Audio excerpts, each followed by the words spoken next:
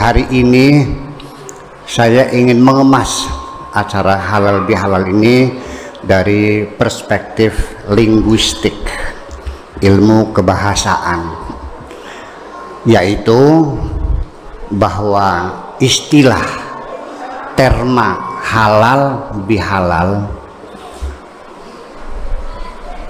acara yang selalu diadakan setelah Idul Fitri, itu ternyata hanya ada di Indonesia. Di negara-negara Islam lain nggak ada acara halal bihalal.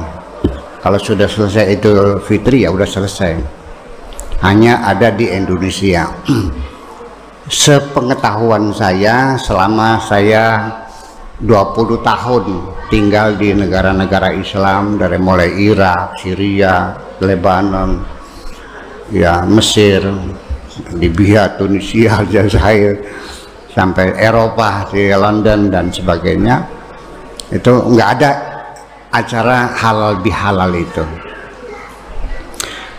Adapun maksud dari halal bihalal ini, kalau diizinkan, adalah acara pertemuan bernostalgia dengan sahabat-sahabat lama setelah berpisah 1 tahun, yang isinya saling maaf memaafkan dan sebagainya. Itulah kira-kira seperti itu. Tetapi secara terminologis, bahwa kata halal itu sudah tidak asing bagi telinga kita, sebab Islam sendiri berkembang di Indonesia tidak jauh dari persoalan halal dan haram. Jadi orang memahami Islam itu sendiri tidak jauh dari lingkaran haram dan halal. Artinya setiap saya ceramah di mana saja, lalu kita buka dialog, itu selalu ngacung Pak Kiai bagaimana hukumnya begini-begini, haram tak halal, selalu. Jadi tidak pernah ada pertanyaan filosofis, pertanyaan sosiologis, pertanyaan psikologis, nggak ada. Yaitu masalah hukum halal atau haram. Sekalipun label halal sudah dicabut dari MUI, ditarik kewenangannya kepada Kementerian Agama, dan dalam forum ini saya tidak berhak untuk mengurai mengapa label halal dan haram ditarik ke Kementerian Agama, bukan forumnya di sini. Ya sudah, pokoknya nanti ke depan label halal itu kita perolehnya dari Departemen atau Kementerian Agama. Persepsi umum dalam masyarakat ini dapat dipastikan artinya boleh. Betul nggak Pak Soehli? Halal itu boleh, lawannya boleh haram. Itu persepsi umum. Nah, saya ingin melakukan pendalaman tentang makna halal itu apa sebetulnya. Bahwa halal itu, ini dari sisi ilmu terminologi, halal itu ibu-ibu dari kata kerja, verb halla yahillu, halalan, halla yahillu, halalan. Pertama, kalau masdarnya itu halla yahillu hillan, artinya penyelesaian. Al-hil jamaknya al-hulul, ya. Tapi kalau inhilal itu dekadensi, inhilal akhlaki itunya dekadensi moral. Mahlul itu maknanya larut. Ini variasi makna halalnya. Tetapi makna yang paling dominan dari sekian banyak makna, saya intervensi sekitar ada 80 makna halal ini. Yang paling dominan yaitu makna persepsi umum adalah boleh. Tetapi dari asal katanya tidak bisa dipungkiri bahwa halla yahil itu artinya menempati. Jadinya artinya bahwa sesuatu itu halal apabila sesuatu itu kita letakkan pada tempatnya yang benar. Itu makna halal. Dalam suatu ceramah ada anak muda bertanya, Pak Kiai, bagaimana hukumnya pacaran? Saya bilang halal, boleh, asalkan di tempat yang layak, di tempat yang benar, yaitu pacarannya di rumah bersama calon bertua sambil nonton TV, ngopi bareng, ngobrol, berdiskusi, merencanakan program kamu ke depan bagaimana, mau tinggalnya di mana setelah menikah, usahanya apa.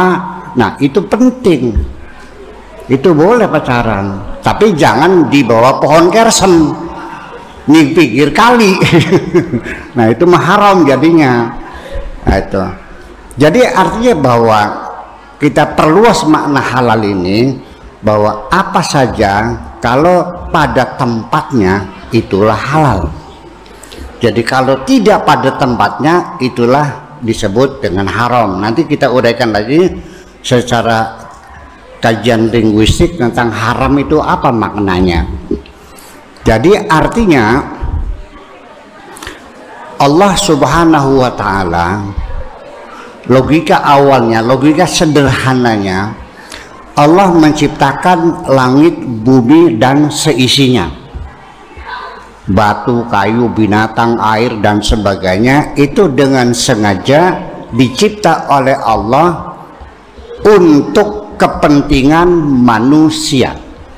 Semua binatang apapun, batu apapun, air apapun, semuanya adalah untuk manusia. Dalil naklinya apa? Firman Tuhannya, wa khalaqalakum ma fis samawati wa ma fil ardi. Allah mencipta semua ini yang ada di langit dan yang ada di bumi adalah buat kamu. Artinya boleh. Maka muncullah kaidah fikih, qawaidul fiqhiyah, al aslu fil asya al halal. Hukum aslinya apa saja itu halal, boleh. Karena proposal awalnya semua ciptaan adalah untuk manusia. Itu satu. Kemudian kaidah fikih itu ditambahkan lagi, illa ma qoma alaihi dalilun ala haramihi, kecuali ada dalil yang mengharamkannya. Saya ulangi lagi, apa saja di dunia hukum aslinya adalah halal kecuali ada dalil yang mengharamkan. Kesimpulannya, kalau saya mengatakan halal, Anda tidak boleh bertanya kepada saya mana dalilnya, karena dalil halal tidak diperlukan. Halal itu tidak perlu dalil. Yang perlu dalil adalah haram, mana dalilnya. Seperti haramnya bank konvensional, dipertanyakan mana dalilnya. Bank BJB, Bank BNI, Bank Mandiri itu haram, mana dalilnya? Ya. Kemudian rokok juga haram, mana dalilnya? Kalau enggak ada dalilnya ya jangan diharamkan. Setuju?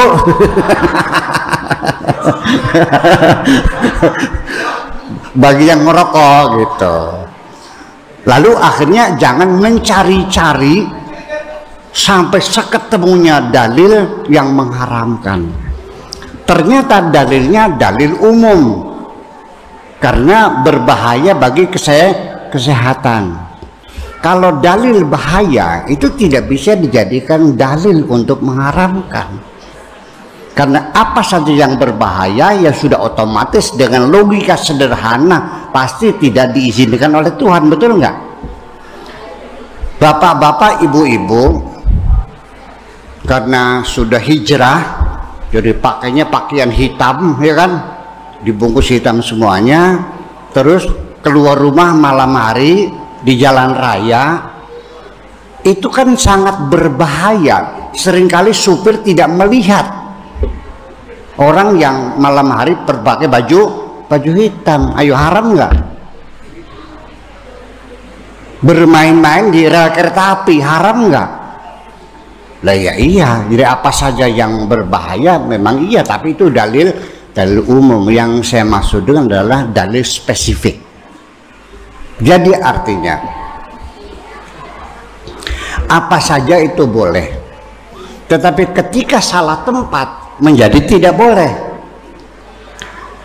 Ibu-ibu, kangkung haram tak halal? Halal. Tapi suatu ketika saya berkunjung ke yang terhormat Bapak Suheli, di mejanya itu yang taplaknya putih, ada vas bunga, isinya kangkung. Kangkung itu tempatnya di vas bunga bukan? Tempatnya di mana kangkungnya? Di pendil. Di pendil, di periuk. Buat bikin sayur, bukan di atas meja. Sebaliknya ibu-ibu berimajinasi kangkung saja, kangkung 500 sebungkus, sedangkan bunga anggrek sebatang itu harganya 50.000. Jadi berimajinasi kuah yang enak lebih digawe rumba kan. Iya. Akhirnya ketika saya bertamu, ini ada rumba. Apa sih rumah bahasa Indonesia itu? Rujak tak? Ya, rujak. Ini warna-warni, ada merah, ada hijau. Bu, ini rumba apa? Rumba anggrek katanya. Ketika anggrek dibikin rujak, itu tidak halal karena bukan tempatnya. Kangkung ditaruh di vas bunga juga tidak halal. Jadi apapun kalau ditempatkan pada tempatnya, ya silakan boleh. Termasuk kambing juga boleh halal. Tapi kan yang dimakan kan dagingnya, kulitnya dibikin sepatu, bikin ikat pinggang, bikin dompet, betul nggak? Bukan dimakan, tapi di sini ada ya cecek ya. Jadi udah boleh lah. Nah, bulunya dimakan boleh enggak? Bukan tempatnya, sekalipun boleh tidak seluruhannya. Jadi artinya apapun sesuatu yang digunakan sesuai dengan proposalnya itu boleh dengan tujuannya. Nah, kalau apa saja itu ditempatkan pada tempatnya itu boleh, maka tidak ada pelarangan. Nah, kaitannya apa dengan akhlak? Akhlak itu adalah dari kata khalaqa yakhluqu. Allahnya khaliq, maha pencipta, dan kita namanya makhluk. Perilakunya namanya khuluq, jamaknya al-akhlaq. Jadi al-akhlaq itu artinya apa saja perilaku kita, perbuatan kita, makanan kita, minuman kita, omongan kita yang baik, yang benar, yang sesuai dengan proposal Tuhan, tujuan, itulah namanya orang berakhlak. Ya, jadi akhlak itu adalah sumber katanya dari penciptaan, sesuai dengan ciptaannya. Jadi kalau sendal dipakainya di kepala apa di kaki? Di kaki. Kalau ditaruh di kepala tidak berakhlak. Ada enggak sepatu nempel, sendal nempel di kepala? Ada. Ketika atasan marah, mukul bawahannya pakai sendal di kepalanya, itu tidak berakhlak. Karena kepala itu bukan nempelnya di kepala tapi di kaki. Nah, itu apa saja yang namanya sesuai dengan proposalnya, itulah namanya berakhlak. Sedikit saya untuk Pak Kiai Khauridi dalam bahasa Arab, kalau ja'a Zaidun yarkabul hisona, ya, yarkabul hisona itu wal jumlatu fi mahalli nasbin. Mahallun itu tempat. Jadi apa saja namanya toko itu di sana mahalat, tempat dagangan gitu semuanya. Nah, sedangkan haram itu adalah berasal dari kata hurmah. Kata hurmah itu sudah diadopsi dalam bahasa Indonesia hormat. Saya kirim surat kepada Bupati Indramayu, kepada yang terhormat. Bapak-bapak, ibu-ibu yang pernah naik haji ke Mekah sudah pasti akan melakukan tawaf di sekitar Masjidil Haram, di mengelilingi Ka'bah, namanya Masjidil Haram. Kalau haram itu artinya tidak boleh, maka Masjidil Haram menjadi masjid tidak boleh. Padahal haram itu maknanya terhormat. Itu persoalannya. Ini sedikit kita menyinggung kajian psikolinguistiknya. Kenapa Allah melarang kita menggunakan kata haram? Padahal haram itu adalah penghormatan. Kita berlogika secara linguistik. Karena kata larangan dalam bahasa Arab itu banyak sekali. Mana'a, mencegah, hajaza, membatasi, haroma, melarang, dan banyak sekali kata larangan dalam bahasa Arab. Tetapi secara terminologi dalam bahasa agama Islam kok memakai kata haram. Hurrimat alaikum al-khinzir, lahmul khinzir, wad-damu wal lahmul khinzir wal maita, dan sebagainya. Artinya diharamkan bagi kamu untuk makan daging babi, bangkai, darah, dan sebagainya. Kok diharamkan? Kok pakainya diharamkan, bukan dilarang? Tujuannya apa? Oh, tujuannya adalah kenapa kata larangan dalam bahasa agama pakai tahrim, haram, bukan mana, bukan hajaz. Nah, sebabnya secara psikologis dari larangan itu, motivasi yang paling penting adalah dalam rangka Allah memberikan penghormatan kepada manusia. Kita ini ibu-ibu sekalian, makhluk Allah yang paling terhormat, yang paling terhormat, sehingga seluruh batu, kayu, air, binatang semuanya diciptakan untuk manusia. Dan makhluk-makhluk Allah yang baik malaikat, baik jin, baik ifrit, baik dedemit, lele gombel, dan sebagainya, itu disuruh oleh Allah untuk bersujud kepada manusia. Betul nggak? Betul. Idz qala rabbuka lil malaikati inni ja'ilun fil ardi khalifah, menjadi pemimpin, menjadi wakil Tuhan di sini. Jadi artinya bahwa manusia itu makhluk yang terhormat. Jadi artinya ketika kita ketemu dengan malaikat, dengan jin, yang senang siapa? Jenderal ketemu dengan kopral, yang senang siapa? Kopral dong. Tapi ternyata di sini banyak manusia merasa bangga ketemu sama malaikat, ketemu sama jin.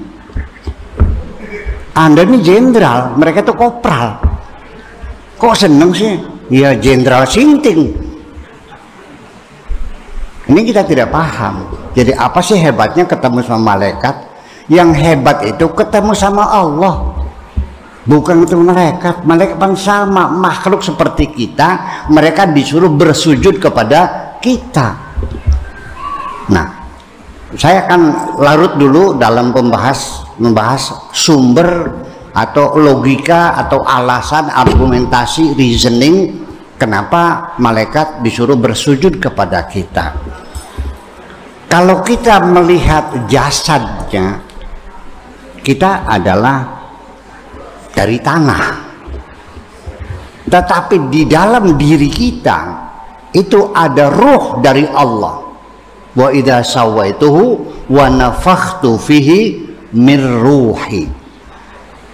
Setelah bentuknya kusempurnakan ketika dia masih sebagai embrio, ketika tangan, kaki, mata, telinga sudah kelihatan sempurna, itu pada usia janin 4 bulan, ibu-ibu sekalian.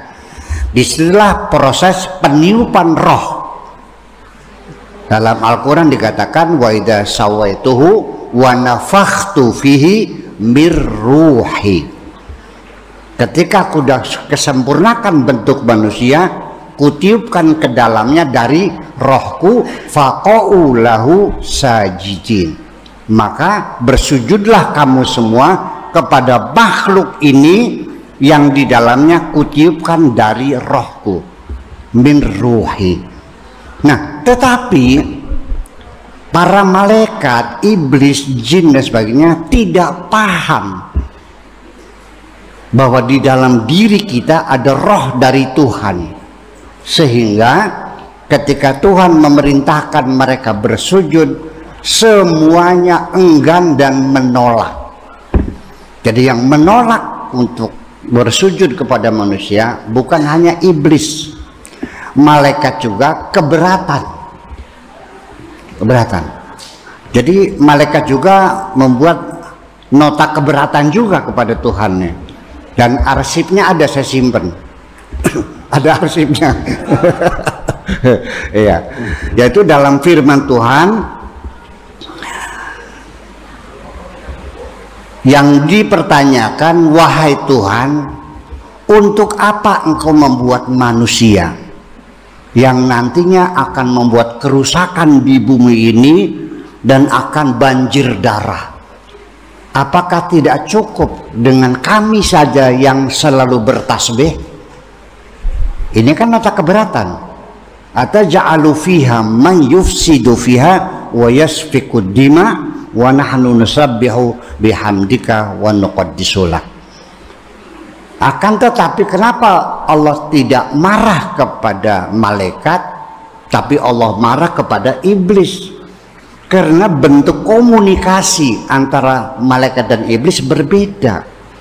Kalau malaikat menggunakan bahasa vulgar, belak-belakan, songong, su'ul adab, tidak pakai tata krama.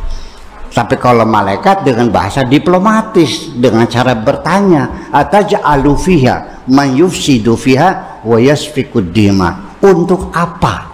Jadi kan masih sopan. Nah, makanya oleh Allah direspon, dibuktikan, wa 'allama adamal asma'a kullaha. Nabi Adam dididik oleh Tuhan, dikasih ilmu pengetahuan yang sangat sempurna. Setelah pinter, setelah mendapatkan gelar doktor kayak Ustadz Khalidi, ya, dipersandingkan dengan malaikat, ambiuni bi asma'iha ulai in kuntum shadiqin. Wahai malaikat, kalau benar engkau jujur dengan dirimu sendiri, yuk kita buktikan. Ini namanya apa? Embuh. Ini apa? Beriweruh. Ini apa? Tusemerep. Ini tenyaho. Qalu subhanaka la ilma lana illa ma 'allamtana. Wahai Tuhan, kami tidak tahu kecuali kami diberitahu. Di situ malaikat mengakui kejujuran dirinya, aku tidak tahu. Di balik itu dia terkagum-kagum kepada Adam. Oh, ternyata pinter bocah kia. Kan bahasa Jawa dermayan nika. Iya, bahasa babagan nika pinter sih aku ya. Nah, cerdas banget orang nih. Nah, fasajadu, karena merasa melihat realita Adam itu hebat, pinter, dan dia kalah dalam sayembara. Jujur malaikat untuk bersujud, akhirnya fasajadu. Tetapi iblis, segitu pinternya Adam, tetap dia tidak bersujud. Illa iblis. Ketika dipanggil oleh Allah untuk diklarifikasi, mungkin dipanggil statusnya sebagai saksi, belum tersangka. Masih dipertanyakan, ma mana'aka antasjud, wahai iblis, apa argumentasimu tidak mau bersujud? Ternyata dia mengatakan ana khairum minhu, aku lebih hebat dari Adam. Aba wastakbara wa kana minal kafirin. Jadi yang menyebabkan iblis tidak mau mengakui kepintaran Nabi Adam itu adalah karena kesombongan. Sehingga orang sombong sah disebut kafir. Jadi orang kafir itu bukan orang yang berbeda agama, orang sombong kayak Siraku. Iya. Aba wastakbaro, menolak bersujud karena dia sombong, wa kana minal kafirin, maka sah iblis disebut kafir. Iblis itu bukan tidak percaya kepada Tuhan, dia sombong.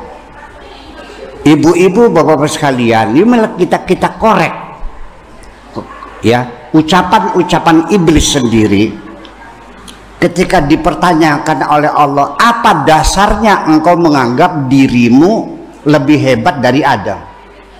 Jawabannya, khalaqtani min narin wa khalaqtahu min tin.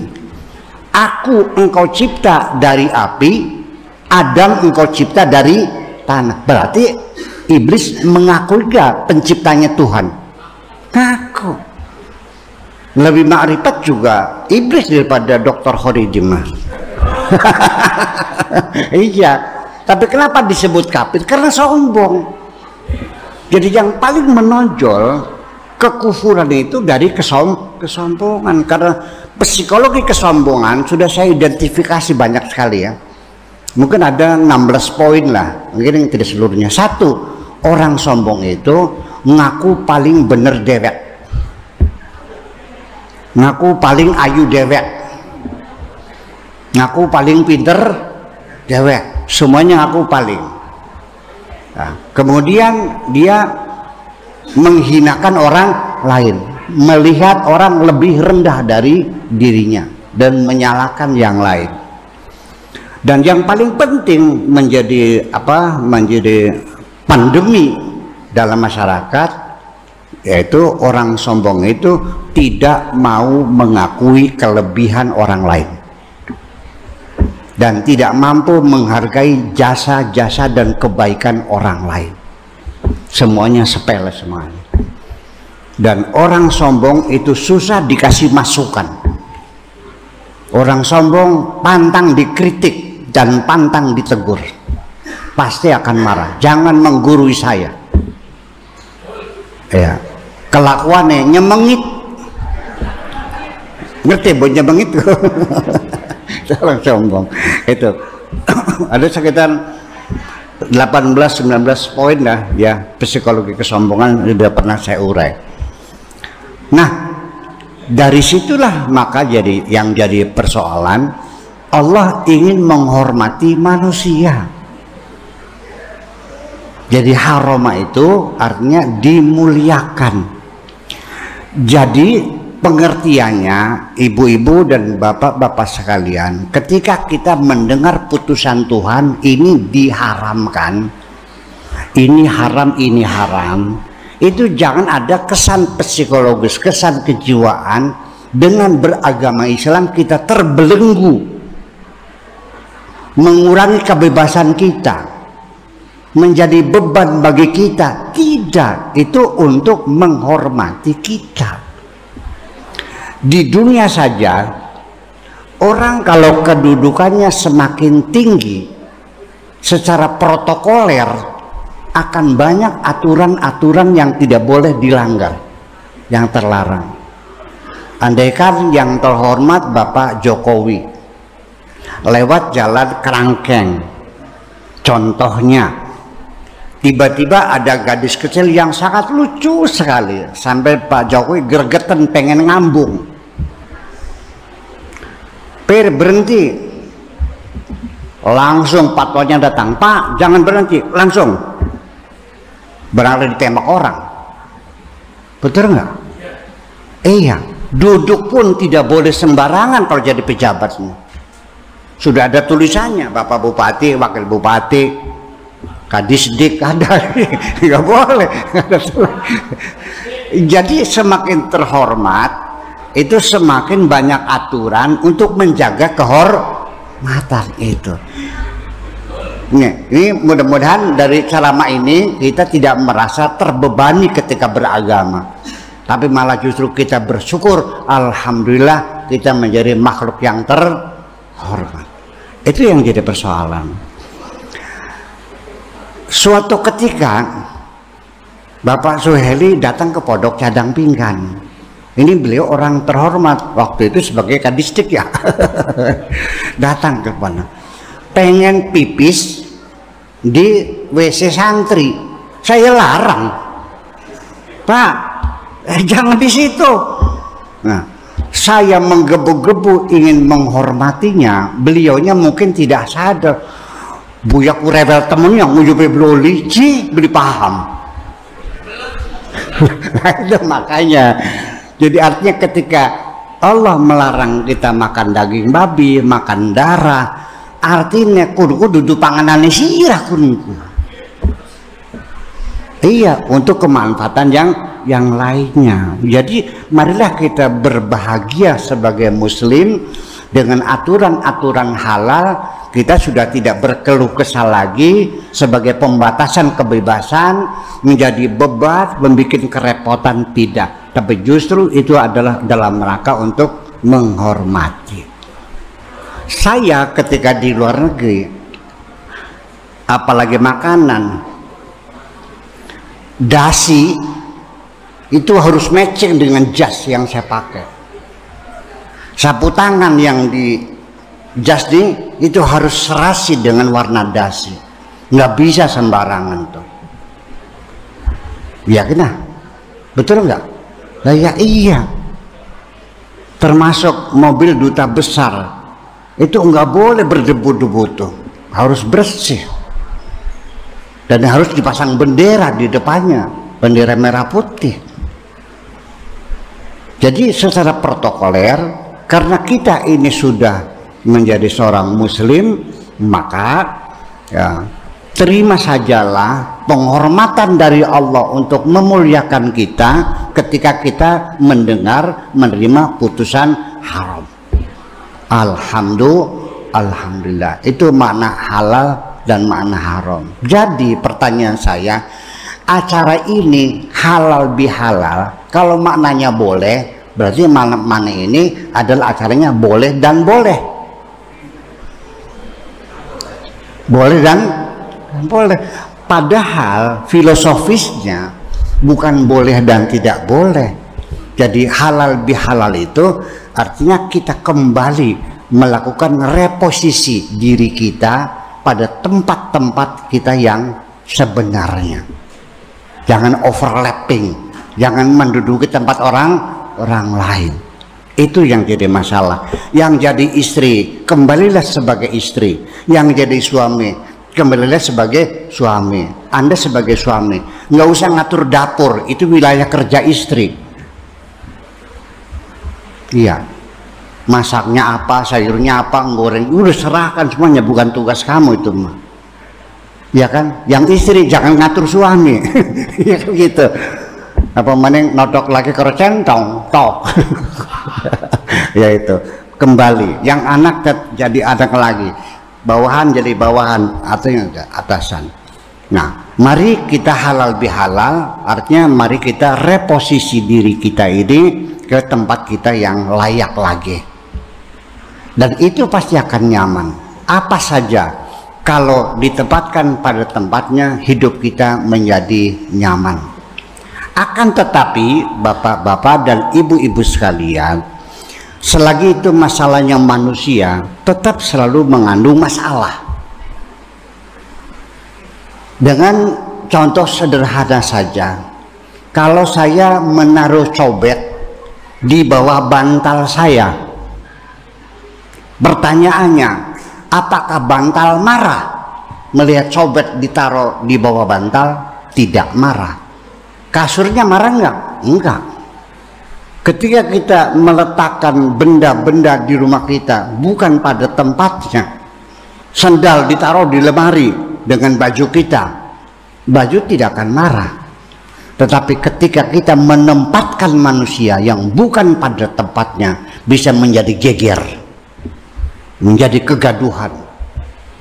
Umpamanya ada seorang, track recordnya seorang itu tidak baik, diangkat jadi kepala sekolah, apa yang terjadi? Betul nggak? Iya, ketika ada seorang yang memang kelakuannya nggak benar, kita tahu, lalu diangkat jadi asda, banyak yang marah nggak? Banyak yang marah nggak? Banyak. Jadi ketika kita menempatkan manusia, itu ada metodologinya, ada surveinya, studi kelayakan, pantas enggak orang ini ditempatkan di situ. Nah, ini permasalahan kegaduhan, peperangan saudara, ya konflik sosial, itu gara-gara karena kita salah menempatkan manusia. Itu kira-kira.